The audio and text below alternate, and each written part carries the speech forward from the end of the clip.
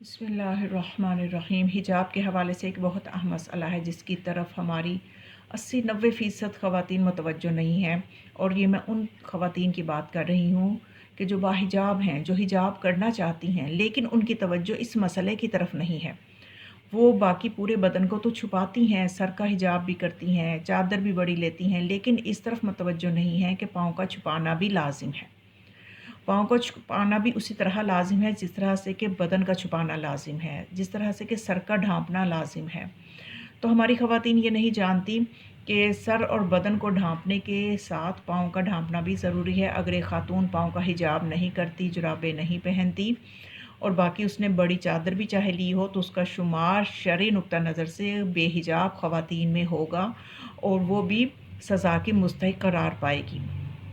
क्योंकि मैंने देखा है कि ख़वातीन बाकी हिजाब तो कर लेती हैं, लेकिन वो समझती हैं कि शायद इतना ही हिजाब काफ़ी है और पाँव में फैंसी जूतियाँ पहनी होती हैं और जुराब नहीं पहनी होती, तो पाँव की बेहिजाबी और ज़्यादा नुमायाँ होके आती है। तो इसलिए तमाम फ़ुक़हा भी इस हवाले से यही फ़रमाते हैं कि पाँव का हिजाब लाज़िम है। और हिजाब के हवाले से मैं बस 2 रिवायात मासूमीन की बताना चाहूँगी कि जिसमें मासूम फरमाते हैं कि बाज़ औक़ात नामहरम की तरफ उठने वाली एक निगाह, एक तवील हसरत और पशेमानी अपने पीछे ले आती है।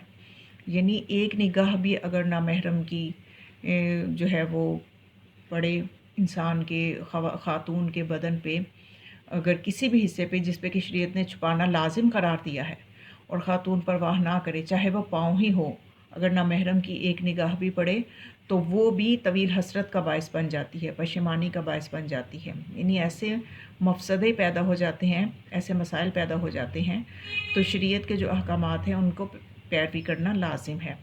और फिर मासूम फरमाते हैं, जो शख्स खौफ खुदा की खातिर नामहरम को ना देखे तो खुदा उसके दिल में ऐसा ईमान पैदा करेगा जिसकी मिठास वो अपने दिल में महसूस करेगा। यानी अगर खुदा के खौफ की खातिर, खुदा की खुशनुदी के लिए, खुदा का लिहाज करते हुए कोई अपनी निगाह को महफूज रखे, नामहरम की तरफ ना उठाए, तो उसके नतीजे में उसको ऐसा ईमान मिलेगा कि उसकी मिठास वो महसूस करेगा।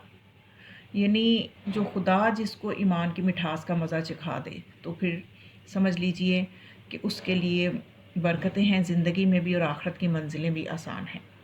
तो अब देखते हैं कि वो सवाल क्या है जो मुज्तहिदीन से किया गया।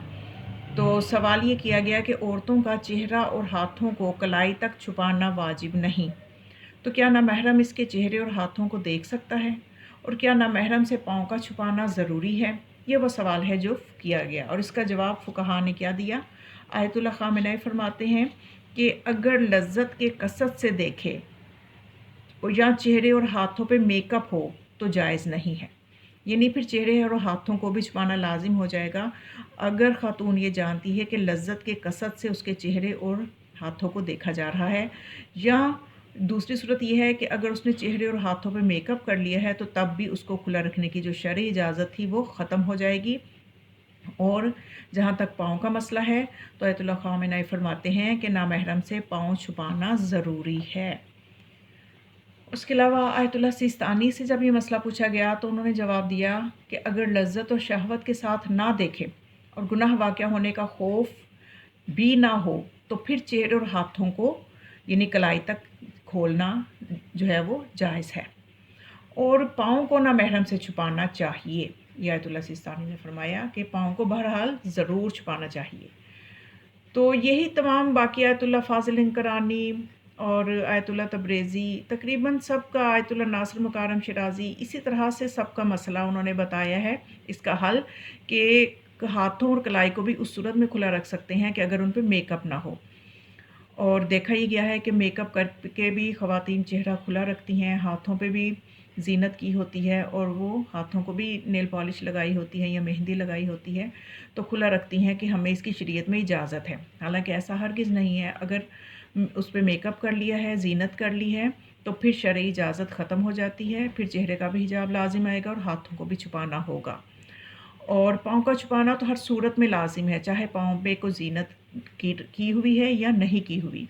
यानी पाँव पे नेल पॉलिश नाखूनों पे लगाई है या नहीं लगाई, मेहंदी लगाई है या नहीं लगाई, हर सूरत में पाँव का छुपाना तो लाज़िम ही है।